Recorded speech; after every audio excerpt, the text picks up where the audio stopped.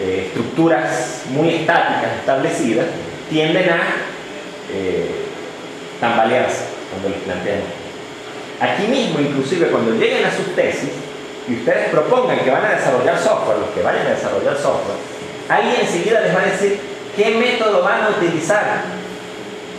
Tienen que usar Watch, No sé si lo han escuchado, el método Watch, o alguien les ha comentado, es un método que se desarrolló aquí. Y el método Watch tiene tales y tales y tales procesos. Está bien, no está mal, ¿sí me sigue? No está mal saber qué procesos hay que seguir, no está mal saber qué entregables hay que hacer, qué cosas hay que hacer. Pero hay que enfocar de alguna forma la gestión del proyecto de otra manera. Entonces, a raíz de todo esto, como rebelión de alguna forma al hecho de que no quiero tener que pasar una carta para cambiar 3 líneas de código, tiene que haber otra manera de hacer esto, surge una revolución que, como les digo, todavía está en curso, que son los modelos ágiles. Nosotros vamos a lanzarnos a trabajar con Scrum este semestre. Entonces, entre los principios que esto tiene, fíjense, hay algo que se tiene que meter en la cabeza, y es que la naturaleza del software es el cambio. El software cambia, y cambia, y cambia, y eso lo conversamos cuando hablamos de requisitos, ¿de acuerdo? ¿Okay? Eso es inevitable, no traten de evitarlo. Hay momentos en que uno frena la velocidad del cambio, en que uno pone reglas, ¿sí? Pero si uno se niega de alguna forma a que el software cambie, uno se está negando a la naturaleza del software y está fallando en ese sentido. Entonces, pensando en eso, o sea, dado que los cambios nunca van a dejar de existir, pues lo que hay que hacer es tener alguna manera de que los proyectos, los productos, los procesos de desarrollo soporten el cambio. Manejar los procesos de alguna forma que permita cambiar fácilmente. ¿Okay? Ese es uno de los principios. Esto surge en Japón en los años 80, fíjense que no es nuevo realmente, y está basado en las mejores prácticas de las empresas de la época que tenían buenos resultados, rapidez, flexibilidad de la producción, etc. Ustedes saben que los japoneses son expertos en esto, ¿okay? O sea, los japoneses, como no tienen problemas de espacio, ¿okay?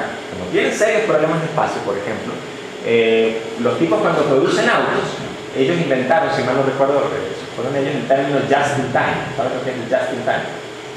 Just in time es que yo voy a producir hoy, en esta línea de ensamblaje, 100 automóviles. ¿Cómo hacen eso? No sé, en Estados Unidos. Bueno, ellos tienen un depósito donde tienen volantes para 500 automóviles, donde tienen cauchos para 500 automóviles y así. Y lo que hacen es que sacan del inventario esos insumos y producen los 100 carros.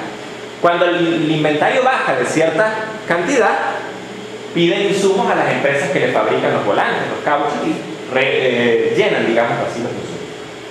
Los japoneses lo que hacen, para hablar un poco de esto, es que ellos le dicen a la empresa que va a producir, que les produce los volantes: mira, hoy voy a producir, no hoy, mañana voy a producir 100 automóviles y necesito 100 volantes y no tengo espacio, depósito, para guardar esos 100 volantes. Así que mañana, a las 8 de la mañana, los 100 volantes tienen que estar, no sé, en la entrada del galpón tal. ¿Se dan cuenta? ¿Qué pasa si faltan los 100 volantes? ¿Se dan cuenta? No puedo producir los 100 cabos y no tengo espacio para almacenar los 100 cabos. ¿Ok? ¿Se dan cuenta del nivel de compromiso y de responsabilidad que hay ahí? No pueden haber fallas. Entonces, bueno, los japoneses estaban de alguna forma en esto y muchas empresas utilizaban buenas prácticas, y de esas buenas prácticas surgió un poco toda esta estrategia. ¿Okay? Y inicia en el ámbito del desarrollo de productos tecnológicos, pero esta estrategia de desarrollo de software en general, ustedes la pueden utilizar para hacer lo que quieran. Ustedes quieren organizar un evento, usen Scrum. Ustedes quieren, no sé, ¿a quién se le ocurre? ¿Sí? Organizar una cena, o sea, cualquier tipo de cosa de ese tipo, que encaje en ese entorno, de alguna forma, en esa idea, ustedes pueden utilizar, y se van a dar cuenta que es un principio muy simple, esta idea para organizar y para gestionar ese tipo de cosas. ¿Ok? Pero el software ha calado bastante. Pero lo que ellos plantean es que pues es mejor tener equipos pequeños, autoorganizados, formados por miembros de diferentes disciplinas, capaces de organizarse por sí mismos. O sea, ustedes no van a decirle al equipo cómo se va a organizar y cómo va a hacer las cosas. Dejen que los equipos se organicen. ¿Bien? Con una comunicación transparente. Esto es interesante, volviendo un poquito a Atlassian, a esta empresa de software que les digo. ¿Saben cuál es uno de los valores de la empresa? No bullshit. O sea, ¿quién me ayuda a traducir eso al español? De una forma... ¿Ah? No. Sin caerse a paja. Eso sí, esa podría ser una traducción venezolana del término. ¿Okay? O sea, el principio fundamental, comunicación transparente, es honestidad. Si alguien tiene un problema en el equipo, lo dice. ¿Me sigue? Eso parece tonto, eso parece básico, pero les sorprendería la cantidad de problemas que tenemos en muchas organizaciones porque simplemente no se dicen las cosas que hay que decir. ¿Okay? Entonces esa es moraleja para las compañías que formen aquí y a futuro. En general, ellos determinaron que esta forma de trabajar genera mejores resultados y de esta forma todos los miembros están comprometidos e involucrados, ¿no? La palabra Scrum viene del rugby, ¿ok? Y es la palabra que se utiliza para representar esa figura, cuando en el rugby los jugadores hacen una especie de estructura y empujan para sacar el equipo de balance de alguna forma. Tampoco se crean que yo de rugby hice mucho, pero la misión es eso. O sea, fíjense que allí hay mucho trabajo en equipo y hay mucho compromiso de cada uno de esos jugadores, ¿no? Entonces, bueno, como es un método, lo que tenemos que preguntarnos es, ya tenemos una idea quizás de cuáles son los valores, pero algo que tenemos que entender es cuál es el proceso. O sea, ok, Scrum, muy bonito, pero ¿cómo vamos a hacer? O sea, ¿qué pasos? ¿Qué tenemos que hacer para desarrollar software utilizando Scrum? Y esto es lo que tenemos que meternos en la cabeza. ¿Bien? Entonces, fíjense, creo que la siguiente transparencia tiene etiquetas, pero vamos a conversar un poquito al respecto. Miren, en Scrum uno tiene dos cosas, que son el Product Backlog y el Sprint Backlog. No voy a hablar ahora de eso, eso tiene una sección dedicada solo a eso. Pero sirve decir que esos son los requerimientos, ¿ok? Esos son los requisitos de la aplicación o de lo que tenemos que desarrollar. El Product Backlog son los requisitos de toda la aplicación. Mientras que el Sprint Backlog son los requisitos de, digamos así, el trabajo que tenemos enfrente, lo que nos estamos trayendo entre manos en este momento particular. Son los requisitos de una iteración o de un sprint. Se van a dar cuenta. En Scrum se le llama sprint. El término con el que se le conoce a esto también en el ámbito de software es iteración. Todos conocen el significado de la palabra iteración. Cuando ustedes hacen un for, un while, están iterando. ¿Okay?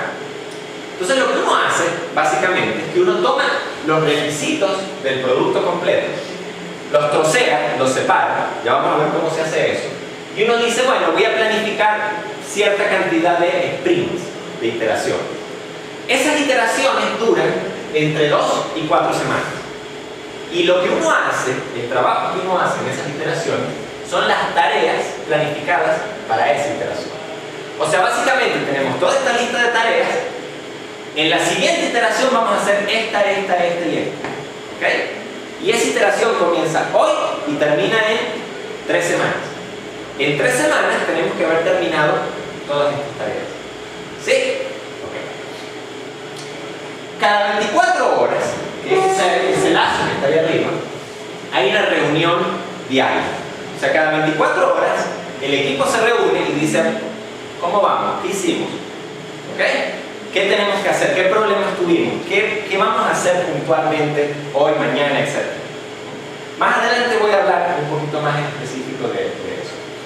El resultado de una iteración o de un sprint es un producto que en teoría, después vamos a ver que eso tiene sus bemoles, en teoría ese producto, ese resultado debería ser utilizable por el usuario, debería estar listo. debería aportar cierto valor. ¿Ok?